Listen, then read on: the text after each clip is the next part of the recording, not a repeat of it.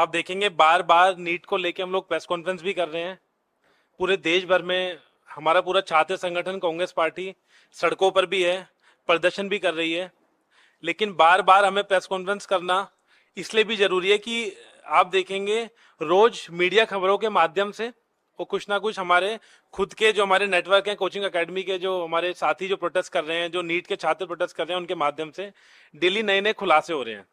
आपने देखा था कि धर्मेंद्र प्रधान जी ने इस पर अभी तक एक ही प्रेस कॉन्फ्रेंस करी थी कुछ दिनों पहले, जिसमें उन्होंने क्लियर तौर पर बोला था कि ना तो ये पेपर लीक है, ना इसमें कोई धांधली है, खाली ग्रेस मार्क्स को लेकर कुछ चीजें हैं, उनको हम क्लियर कर लेंगे।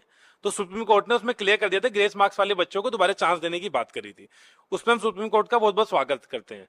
लेकिन जिस तरीके से आपने देखा होगा गुजरात में और कल बिहार में भी, और कल बिहार में आपने देखा होगा, उसको मैं बोलूंगा गेस्ट हाउस कांड आपके सामने होगा, जिसमें एक मंत्री जी के भी नाम की आप लोगों के सामने कुछ मैंने मीडिया के माध्यम से न्यूज कटिंग्स भी देखी थी कि किस तरीके से उन बच्चों ने खुद ये कन्फेस करा है कि उन्हें 4 घंटे पहले ये पेपर मिल चुका था नीट का एग्जाम। तो अब ये तो क्लियर हो गया है कि खाली ये पेपर ग्रेस मार्क्स तक ये स्कैम सीमित नहीं है, नीट का पेपर ही पूरा धांधली है। और कहीं ना कहीं मैं मानता हूं इसके पीछे अब धर्मेंद्र प्रधान जी जिस तरीके से एनटीए को बचा रहे हैं। 7 तारीख को हमने इस पे प्रेस कॉन्फ्रेंस भी करी थी पहले।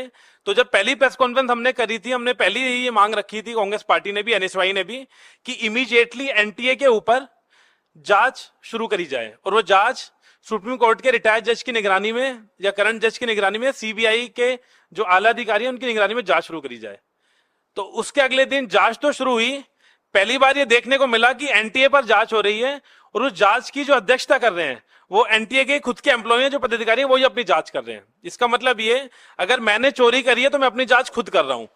तो इसको देखते हुए ये तो समझ आ गया कि धर्मेंद्र प्रधान जी जो 24 लाख नीट के छात्र हैं उनको लेकर कितने गंभीर हैं। और अब तो मुझे यह भी शक थोड़ा जाहिर हो रहा है कि जिस तरीके से रोज खुलासे हो रहे हैं, आपने देखा होगा गुजरात के अंदर तो जो डेप्यूटी सुपरिटेंडेंट हैं नीट के, उन तक को गिरफ्तार करा गया। जिस सेंटर पर एग्जाम हुआ था उसके प्रिंसिपल को गिरफ्तार करा गया। और ये जो गिरफ्तारियां हुई हैं गुजरात पुलिस ने करी हैं, ना कि किसी कांग्रेस पार्टी के किसी स्टेट में हुई हैं, ना कि किसी हमारे पदाधिकारी ने करी हैं। और पुलिस ने, गुजरात पुलिस ने गिरफ्तारियां करी हैं। गिरफ्तारी में पता चला कि लगभग 2.5 करोड़ के ब्लैंक चेक्स तक रिसीव हुए। उस ब्लैंक चेक्स में उन बच्चों से लिए गए जिनको 65 लाख रुपए कमिटमेंट कर कर लिया जा रहा था कि आपका हम स्कोर बढ़ा देंगे, और 65 लाख रुपए पर बच्चा वो चार्ज कर रहे थे। उसके बाद कल बिहार में आपके सामने है किस तरीके से बच्चों ने खुद कन्फेस करा है। मैंने कल पुलिस की मीडिया बाइट्स भी देखी जो बिहार में इंसिडेंट हुआ उसके बाद। तो ये तो साफ हो गया है कि ये पूरा पेपर लीक भी हुआ है और पूरा स्कोर कार्ड को लेकर भी इसमें आपके सामने आपने नंबर्स देखे होंगे। एक हम लोग 24 तारीख को एक बड़ा संसद घेराव भी कर रहे हैं, छात्र संसद घेराव, आने वाली 24 तारीख को, जिस दिन पहला सत्र संसद का शुरू हो रहा है। उस दिन ओथ लेंगे हम। कांग्रेस पार्टी के भी जो इंडिया अलायंस के हमारे सांसद हैं उन लोगों से भी हमने अपील करी है कि वो लेटर लिखें और प्रधानमंत्री जी को भी जगाएं कि लगभग 4 तारीख को उनकी सरकार बन गई थी और लगभग इतने दिन हो गए अभी तक उनका भी ना कोई ट्वीट आया ना कोई बयान आया है नीट को लेकर।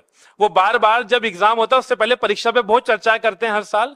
अब उन्हें पेपर लीक पर चर्चा करनी चाहिए। जिस तरीके से कांग्रेस पार्टी भी युवा न्याय लेकर आई थी, उसमें हमने पेपर लीक की बात करी थी, एक वादा भी करा था कि पेपर लीक से मुक्ति। तो वो हम ये जो वादा हम भी इसलिए कर रहे थे, कहीं ना कहीं हमें लग रहा था कि ये सरकार पेपर लीक से मुक्ति दिलाने में सक्षम नहीं है। तो दोबारा हमारी ये मांग भी है सरकार से कि 24 तारीख को जो संसद का सत्र शुरू हो रहा है उससे पहले एनटीए को अब तो बैन कर दें, तुरंत जांच कराएं।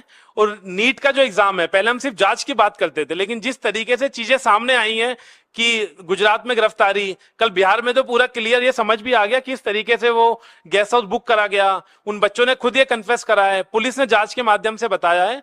तो ये पेपर दोबारा, नीट का एग्जाम दोबारा कराना चाहिए और एनटीए को बैन करना चाहिए। और बैन करने के साथ साथ जो आला अधिकारी एनटीए के इसमें जो मिली भगत से ये पूरा स्कैम हुआ है, उन पर इतनी सख्त कार्रवाई होनी चाहिए कि आने वाले जो एग्जाम्स हो, बच्चों का विश्वास टूट चुका है। जो कॉमन एंट्रेंस टेस्ट होते हैं उससे भी, दिल्ली यूनिवर्सिटी का जब कॉमन एंट्रेंस टेस्ट हुआ था, एनटीए करा रही थी, जब एनटीए ने किस तरीके से एक दिन पहले एग्जाम पोस्टपोन कर दिया। और भी जो एग्जाम्स होते हैं जो देश भर में, छात्रों का विश्वास टूट चुका है। अगर इस विश्वास को दोबारा जिंदा रखना है तो एनटीए को बैन करना पड़ेगा।